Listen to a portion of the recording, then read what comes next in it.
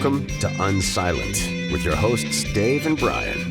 This is not another current events podcast. We're digging deeper, diagnosing, and discussing what's really going on today, how we got here, and providing observations for future generations.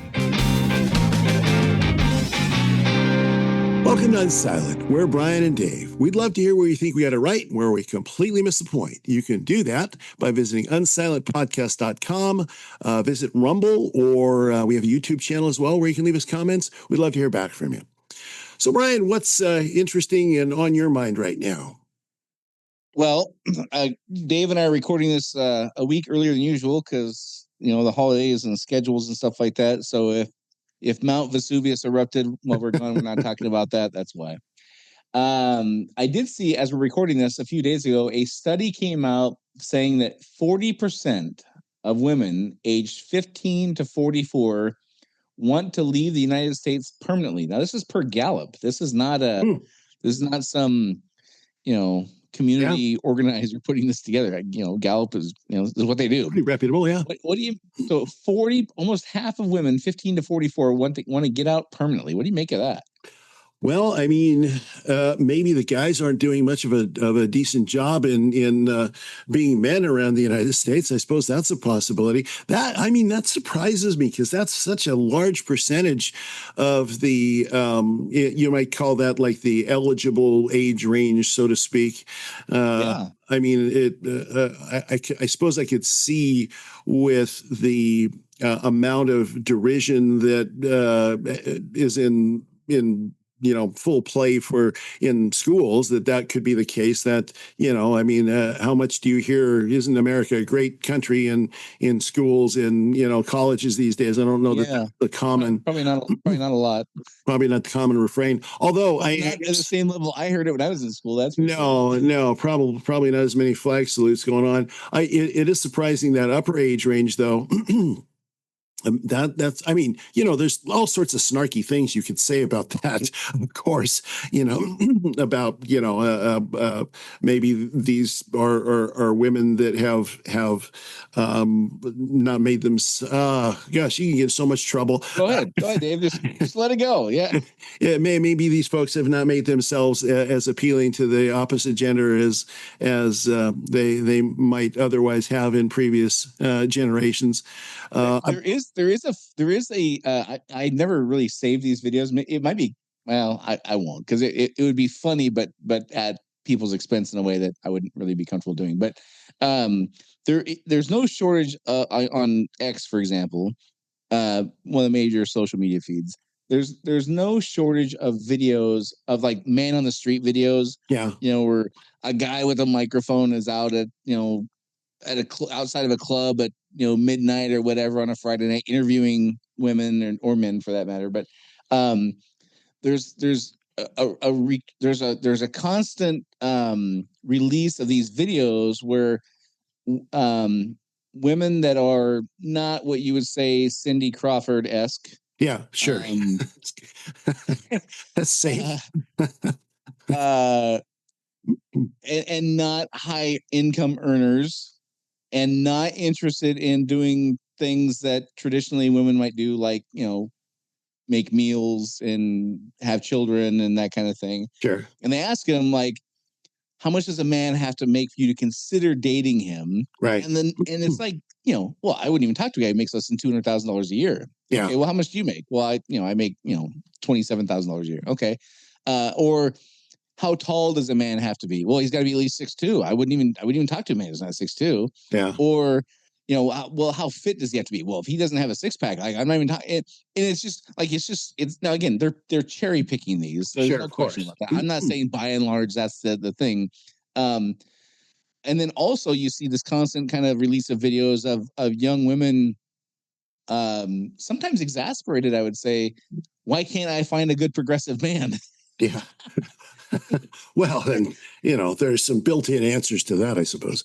So, anyhow, I know those videos are being cherry picked. They probably interview tons of women who are like, I don't care how much he makes as long as he's a good person. I'm sure there's plenty of those. Those don't make the headlines, of course. But there has to be some kind of a significant portion of young women who are actually thinking that way to support the results of this survey. Well, it would seem to me, the dominant, narrative, the dominant social media, and you mentioned social media, the dominant social media narrative and the sort of the dominant social narrative for a long time has been against the sort of traditional male-female roles, and there's been a lot of pushback against the patriarchy, against anything male dominated, and certainly for good reason. If you go back to look at the opportunity for women in the 30s and 40s and 50s, not sure you can understand that, but it's gone. The pendulum has swung so far in the other direction. As an example, that even though men represent about 50% of the population, they don't represent 50% of the population in colleges, as an example. Right. Women are vastly overrepresented in terms of colleges, in terms of, some of these things. So there's been a significant swing, societally speaking, probably in reaction to how women were previously held back. Now, has it gone so far that now we end up with things like that statistic where, if you would have thought of that in the 1940s, I'm sure that even though women had it much worse off in the 1940s than they do in the 2020s, that you would have found the vast majority of women would be like, no, I wouldn't be anywhere else. But 90%, I would be surprised if it was anything else. 95% would want to be here, as opposed to other places. So I think there's I think pushback. that if you hear from the time you're 7 years old until you're 17 or 27 years old, that you live in a horrible country founded by people who support the patriarchy. Yeah. You probably want to leave. Sure. Yeah. It's the dominant narrative. It's the dominant social narrative. And the worst thing is the colonialism, which is all a male dominated, all of those narratives land squarely at the feet of the guys, everyone. Yeah. And like you said, it's not all necessarily misplaced. Sure. I don't, the number of Genghis Khan type conquerors that were female is probably the percentage of those is probably pretty low. Fairly small. Yeah. It's probably fairly small. Yeah. Yeah. So there's nothing comes from nothing. Everything comes from something. So if there's that feeling, then it came from somewhere. Now, it also, things tend to, when momentum happens. So if momentum is happening, if sort of an anti-male momentum is happening, it is inevitably going to overshoot the place where equilibrium is established. These are all pendulum swings, right? They're all it goes back and forth. Yeah, it just, and the grass is always greener, and all these cliches have been around for 2,500 years for a reason. Yeah, and also if you look at somebody who people who have severe drug addictions. Sometimes there's you just got to go find a new circle in a different city. You have to remove yourself in the environment, and it's for self-preservation. And so if you're in that mind where you're the prey, you're the oppressed, you're the victim, well, how could you come to any other conclusion and just get the hell out of there? Yeah. Well, and I think a lot of those, if you probed deeply in the people that responded to that survey, I'm guessing that most of them wouldn't have a deep knowledge of places where it's all that much better for women, Yeah. I did see one where the guy asked them, where would you go? And none of them said Uganda. None of them said South Africa. They all wanted to go the south of France. Sure, yeah, that's right. They wanted to go wherever Hallmark movies are recorded, right? That's right. Sure. Right. The guys are nice. Okay, well, enough of that. The main thing I thought that for this week, the one of the main things I've been noticing is, we talked a couple months ago, maybe, or a few weeks ago, about how there's a divide in the Democrat progressive side, where there's kind of the mom dummies come on the scene, and you kind of have the squad and the younger generation who are embracing that kind of philosophy, and then you kind of have the old guard who's like, you guys are nuts. You got the Bill Maher's very, very progressive guy who's also saying you guys have lost your minds. The pendulum thing you talked about, you're overshooting the mark, and it's going to be a disaster. You can't have free everything. There's a mathematical problem there. up until recently, though, the Republican Party, even though they were drug along kicking and screaming behind Trump, but there's no question they resisted him from day one. But the reality just set in, like he was the guy that people were the constituents were rallying behind. They were pretty well unified, I would say. But now there was a pretty public divorce between Marjorie Taylor Greene and Trump. Yeah. He's been very, very anti Thomas Massey, which I cannot wrap my head around. Very harsh. I mean, Thomas Massey is for conservative people, I would say he's in the top 5 most respected people in the Congress by his peers who vote against him every time, right? Yeah. He votes with Trump, I think, like 93% of the time, but Trump's just really going after him. Yeah. And just reading the tea leaves on social media, it's bewildering to people who are ardent Trump or were ardent Trump supporters that there's now this chasm dividing between the Republicans or conservative folks. And so now it's almost like unfolding to explain to Kenny G, the guy we're talking to 70 years from now, what this moment is like. To me, as again, who I have no political understanding, I see what I see, right? I don't have a poli-sci degree, but it does feel like now there's 4 parties. You got the socialist leaning progressives and then the more traditional progressives. And you've got 2 factions in the conservative Republican side. And the line of demarcation seems to be Israel. Yeah. It seems to be like you've got a number of conservative Republican people who are like, we got to defend Israel no matter what. They're our strongest ally, and we will live or die with Israel. And then you've got and like Ben Shapiro's a voice that's very much like that. And whatever. And then you've got the other faction that's more Marjorie Taylor Greene and Thomas Massey, who will not take money from the Israel funded PAC. The PAC. Yeah. Who are basically like, yeah, I mean they're a great ally, but we got enough problems at home, and maybe we should just focus on us. And so it's a very strong dislike for each other developing there, and it's I don't understand it. Yeah, it's very noticeable. And what I was thinking in terms of the fourth turning and the pendulum theory that we talk about a lot here is, if you have 4 parties in nobody's in charge now, like nothing can get done. Like things will absolutely come to a grinding halt until a catastrophe happens that has to be responded to that everybody can get behind. So 2 questions for you. 1, are you seeing the same thing I am, or you think I'm nuts? And 2, what do you make of it? Well, no, it's definitely everything you're saying is objectively what I see happening, and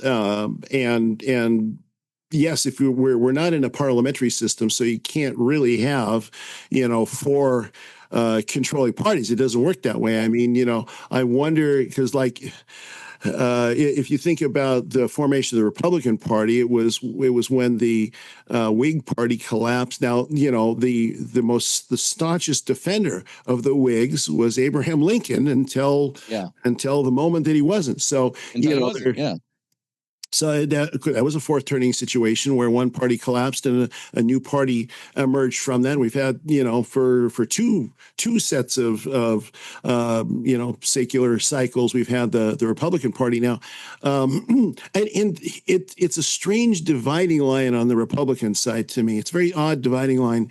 And the reason it's odd to me is like I had this discussion with somebody I really like, respect, friend of mine, and she was posting about this stuff, and she said, here's all the money that AIPAC and the Israel lobby was giving to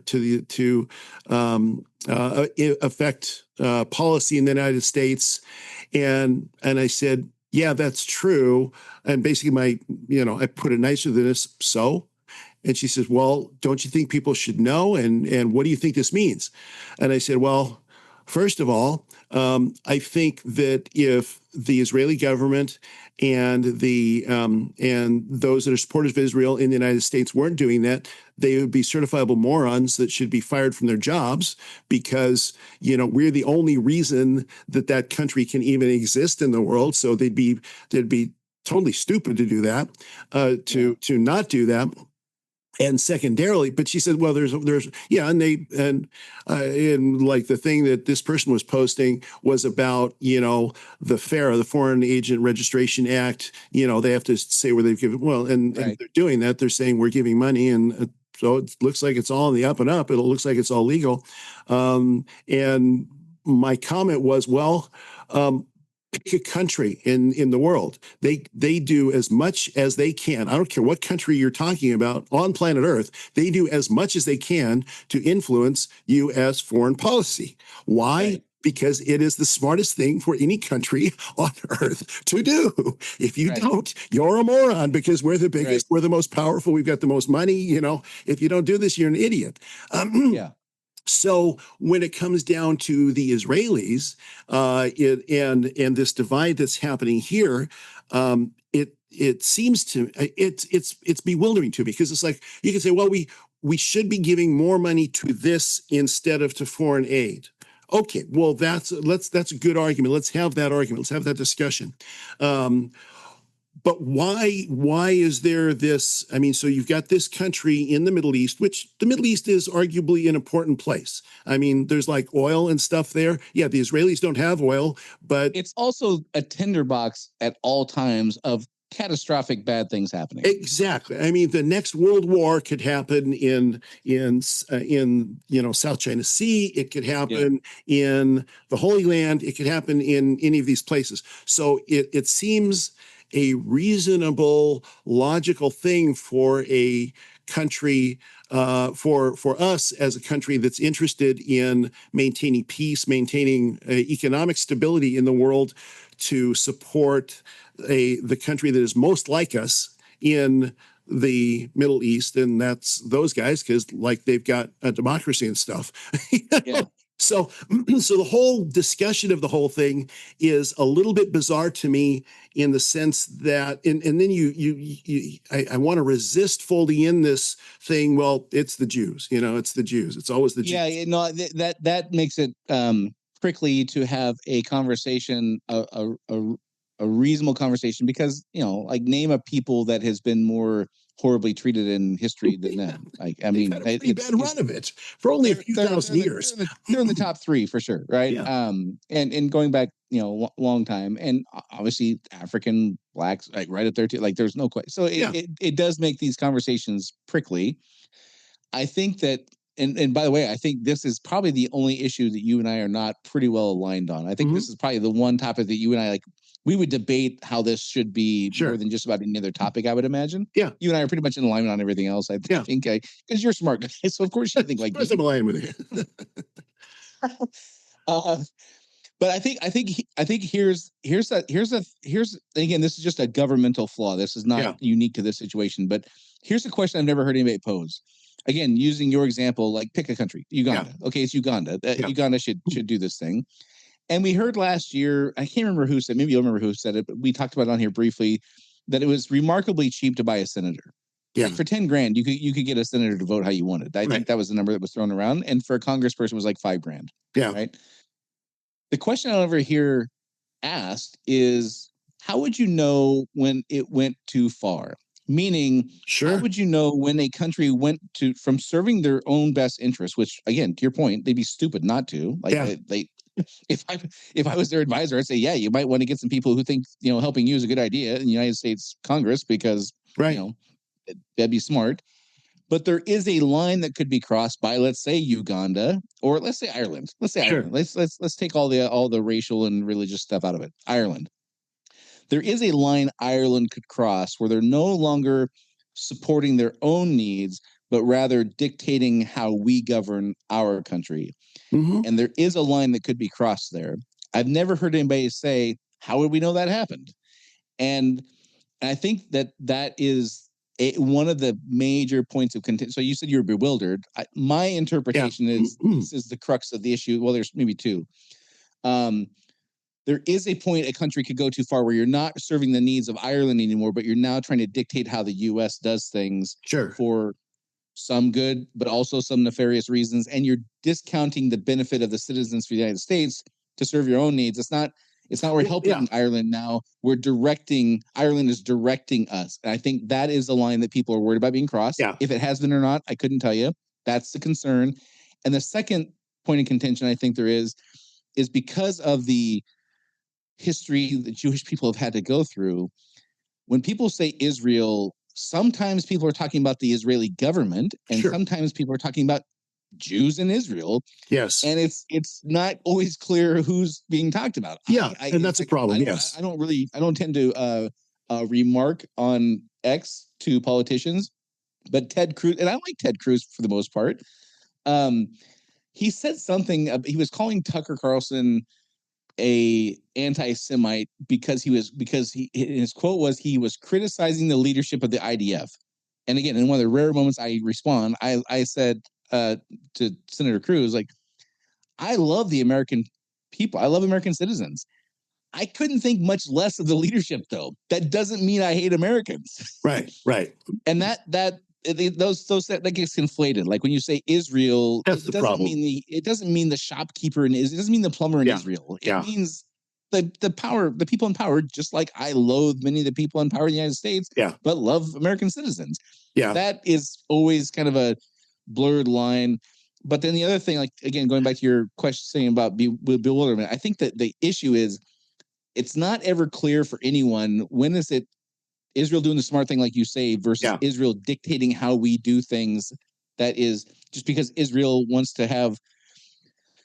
It's like high school when you if you're the young scrawny guy and you're getting bullied by somebody, there's a difference between paying a guy who's strong to protect you from the bully, that would make perfect sense, than paying a strong guy just to go beat the shit out of somebody you don't like.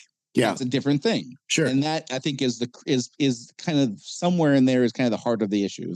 That's my I'm not a poli-sci guy. I don't understand most of the stuff. That's kind of my read on it.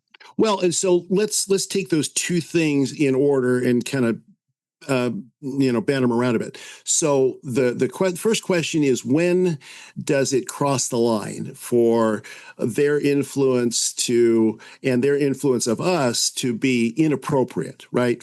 And really, I mean, what you're asking, I think, I think a more pointed way to ask that, in my opinion, is when does it cross the line for us to do things that they ask that we should not do?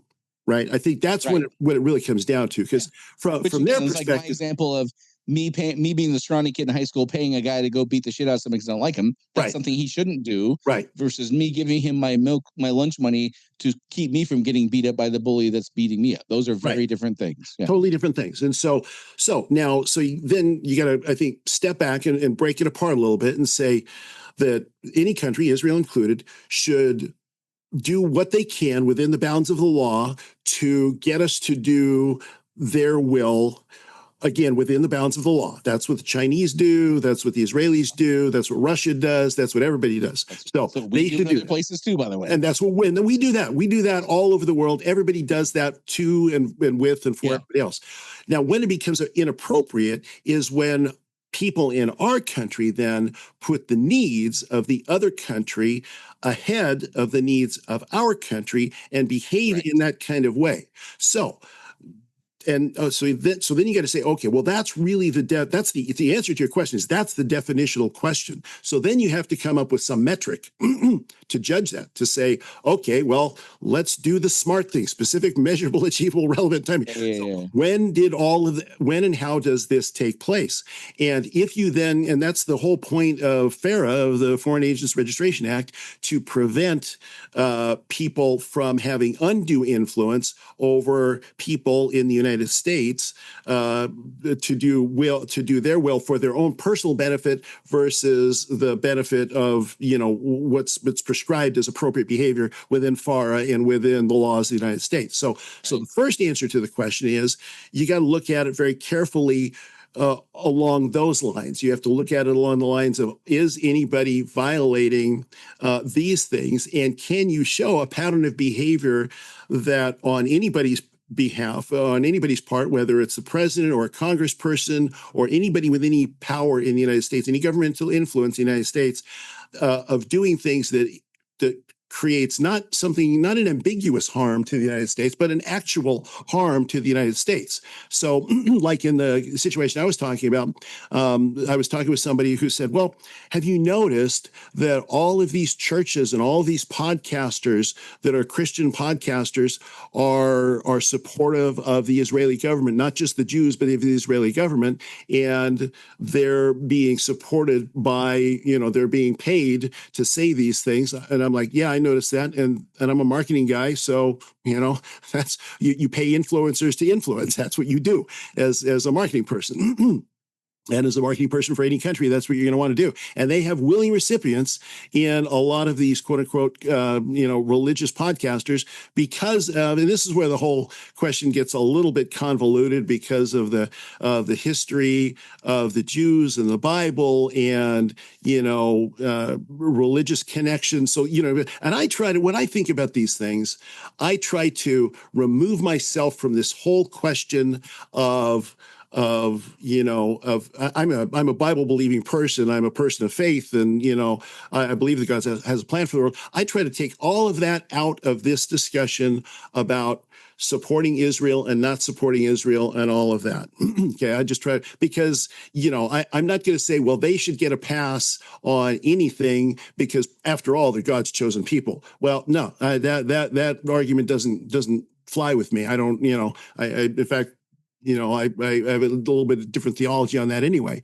But I think that's one of the reasons that this whole argument gets convoluted is for that reason. So I think, first of all, you've got to take a look at your first question and say, is there anything being done by anybody that is harming the United States for the benefit of Israel? And harm can't be that, well, you're spending, $2 billion on Israel versus you're only spending 100,000 on Ireland. Well, that's a judgment call. I don't.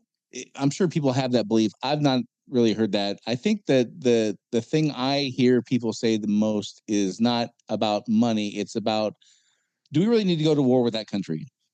Sure. Is going to war with that country really serving the United States, or is it serving Israel and not the United States? Right. And that would be a line that would, again, going back to my example of paying the guy to beat up the other kid I don't like in high school. Right. I think it's more about, now, again, I'm sure a million people say a million different things, and they probably do complain about how much money is spent on that, just like they complain about how much money is spent on, cleaning up goldfish bowls in aquariums that are owned by the government, whatever it is, right? But the thing, and I agree with you that you can't have a smart metric for this. Yeah. We elect people presumably to make those judgment calls, right?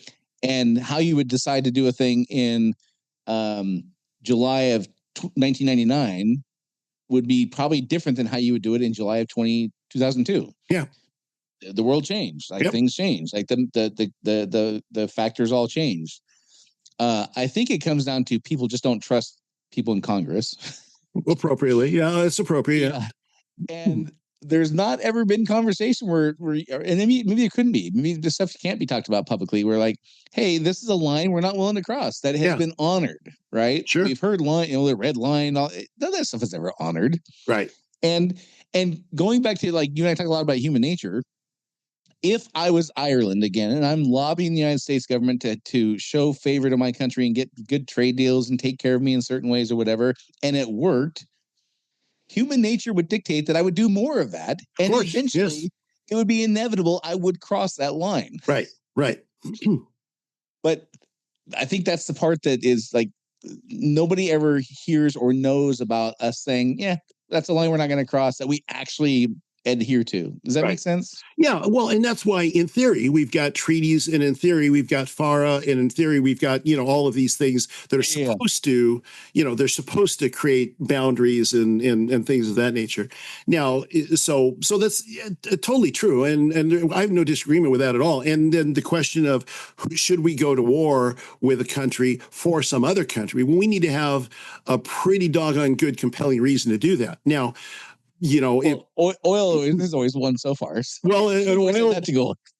Yeah, I mean, so if you take a look at compelling reasons for going to war in the Middle East, preserving the global flow of oil is if that happens, if oil gets to $300 a barrel, we're in depression. Everybody's in depression. It's a nightmare. So, and I don't know, this is where some of that discussion around Israel is a little odd to me, because we haven't gone to war. I mean, we give them the only thing you could conceivably say that we've done militarily for them, other than to rattle the sabers and stuff, has been, bombing the bloody heck out of Iran, which it was a long time coming. We should, we've been, they've had that coming since 1979. We should have blown the bloody crap out of them, in my estimation. So let me give you a plausible, again, I'm going to make something completely up that is not true at all. I'm completely making this up. Part of it anyway.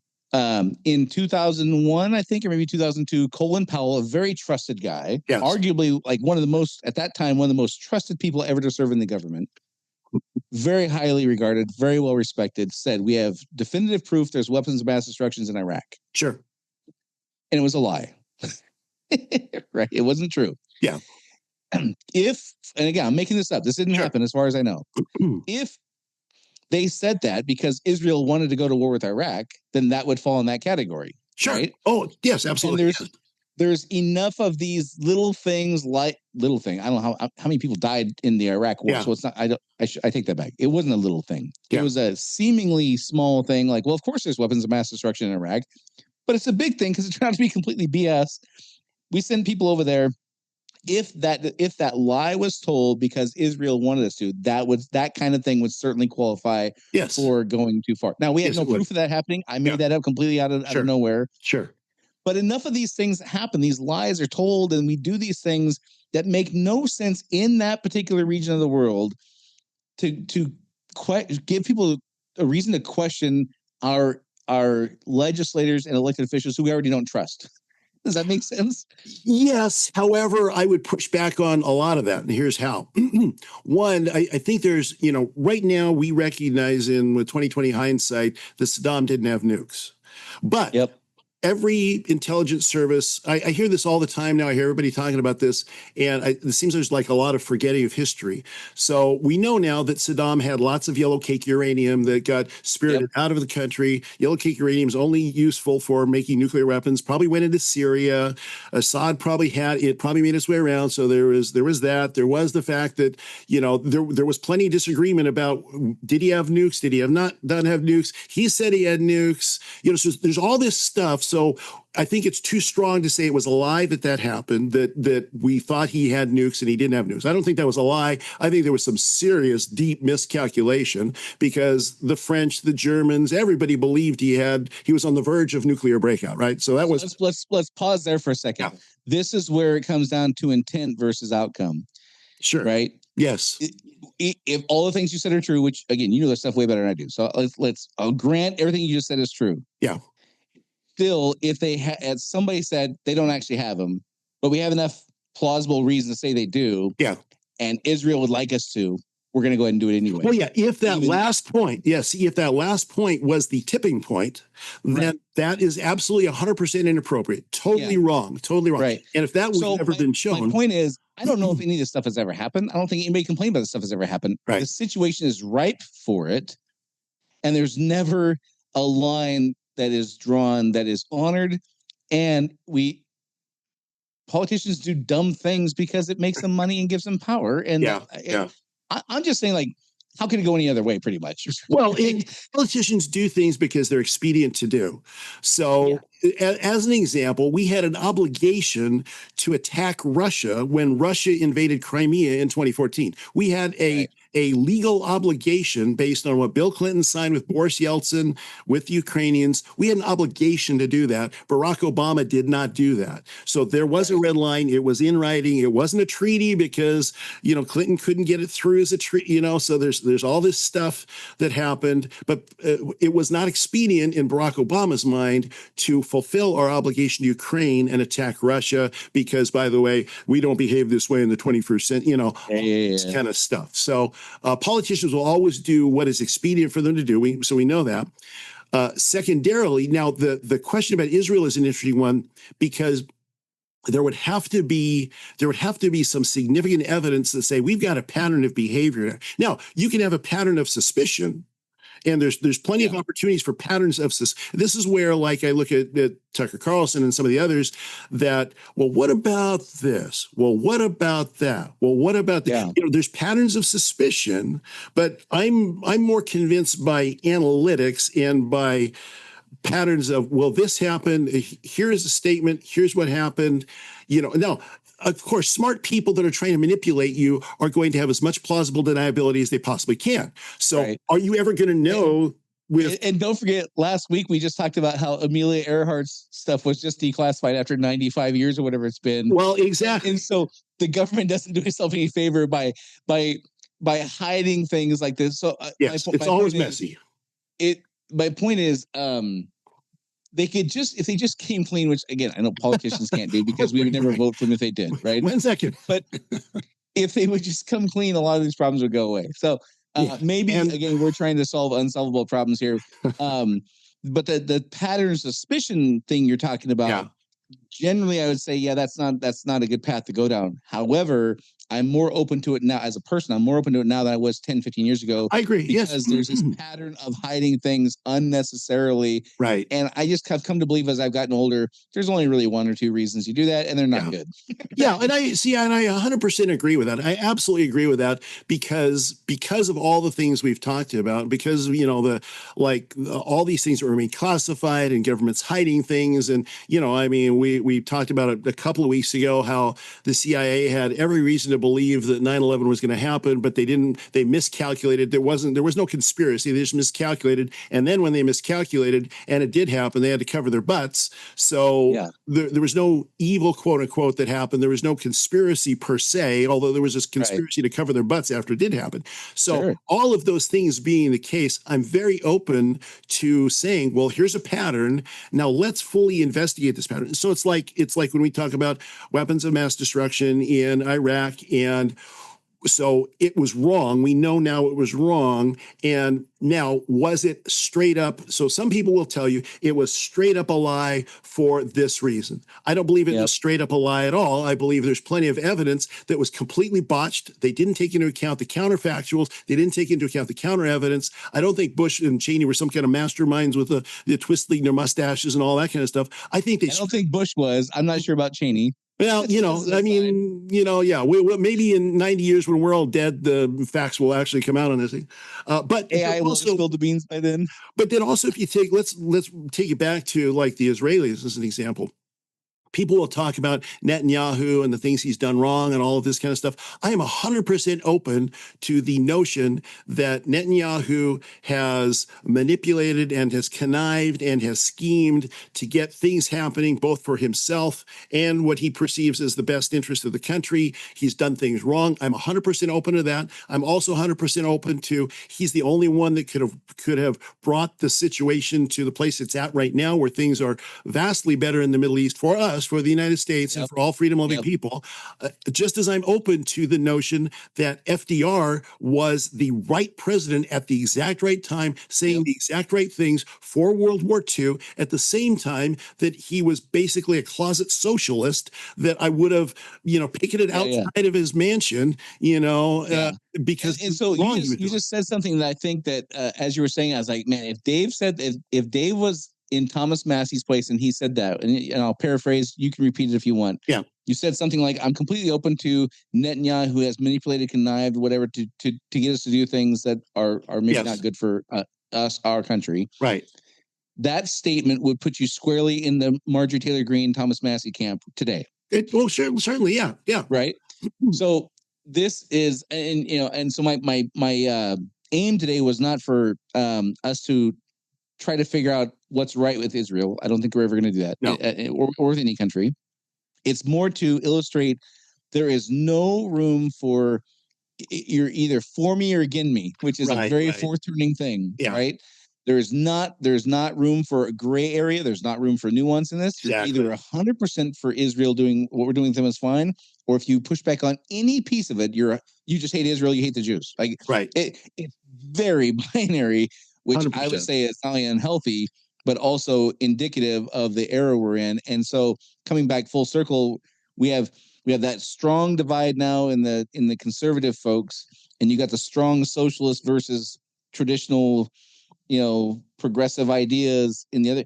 Yet four camps, none of which are going to be able to do anything. Exactly right. And so it feels like we're just drifting rudderlessly along in the ocean until we hit something that puts a hole in our boat.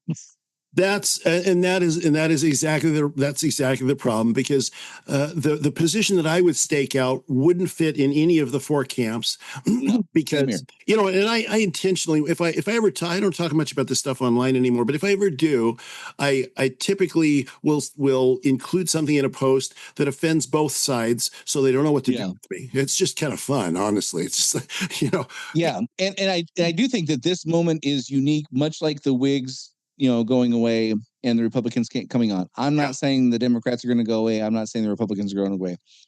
It does feel like and you guys said this 2 years ago when we first started doing this, the center 80% are not represented by anybody. Exactly right. That's the problem. That will change over the next 5 or 10 years.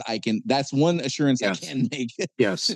Not having a crystal ball about anything, that is one assurance I can make, is that problem will be resolved. Well, and that's why we have to have these resets periodically, because we go so far down these paths that take us away from reality. I mean, the human, we talk a lot about the fourth turnings and the pendulum and all that. We talk a lot about human nature. Human nature is always to go to extremes, to push it to extremes until, it's kind of like flat earth theory. You get to the end of you push it so far, you get to the end of the earth and there be dragons there, and you look over the edge and, collapse happens, and then you reset the whole thing and start all over again. And we repeat the same cycle. And to be clear, the reason I'm bringing this up is I don't know, like when we look at history during the Great Depression and leading up to World War II, a significant piece of the story that I was not taught in school and is lost was how big of a push there was to put communist practices in place. Like you said, FDR was basically a closet socialist. Yeah. That conflict, that was a real conflict within the American populace, like not politicians, like people, like everyday people. Should we continue being a capitalistic free market society, or should we move to Well, of course we should move to social. That piece is more or less lost to history. Right. Right. I don't know. We're speaking to people going to live 70 years after you and I are long gone. I don't know if this piece would be represented in whatever iteration of a history books there are. That we don't have two parties anymore. We have at least four, maybe six. Right. Which again, it's not so much that it's like, of course, it's ineffectual, but I just don't think that would make the story, because of the other things that are going to be bigger and more headline-ish and newsworthy for history books. Well, the winners and the dominant narrative always writes this history. So the reason that we didn't learn when we were growing up about the socialist tendencies of FDR and the great, communist push, the fact that the Communist Party was big and held huge rallies in the United States, all of that. The reason we don't hear about that is because that philosophy lost. Now, whatever philosophy ends up winning after the reset and the first turning starts in the next go around, that philosophy will write the history that will be reported, and hopefully will be out there some digital, out in digital cyberspace, that some robot will say, "Hey, look what I discovered." And we even do this with, in our era, everybody, the era and the geographic area we're always compared to is Nazi, pre-Nazi Germany. Right. I would imagine there was a lot of friction on the ground between the shopkeepers and whatever about what is going on here. And that's all lost. Like, Germans just became Nazis. That's oversimplified. Right? It's always oversimplified. And I don't think that's how it actually was, which again, that's why you and I started doing this podcast, was to explain that whether you and I become the bad guys or the heroes of the story, we are certainly anything but aligned. Right. Exactly. Yep. All right. Well, as Dave said in the beginning, if you think there's anything we said especially right or wrong, we'd love to hear your input. We're trying to explain to future generations what this moment in time is like, as they will undoubtedly look back and wonder what the hell is wrong with us. But we're just two guys. We can only give our perspective, so we'd love to include yours. You can do that at unsilentpodcast.com. Rumble has a great comment section. Until next week, this is Dave and Brian signing off. See you next week. Do you want to be unsilent? Make your voice heard on our social media channels and share where you think we got it right or wrong. Go to unsilentpodcast.com for social links so you can join the discussion.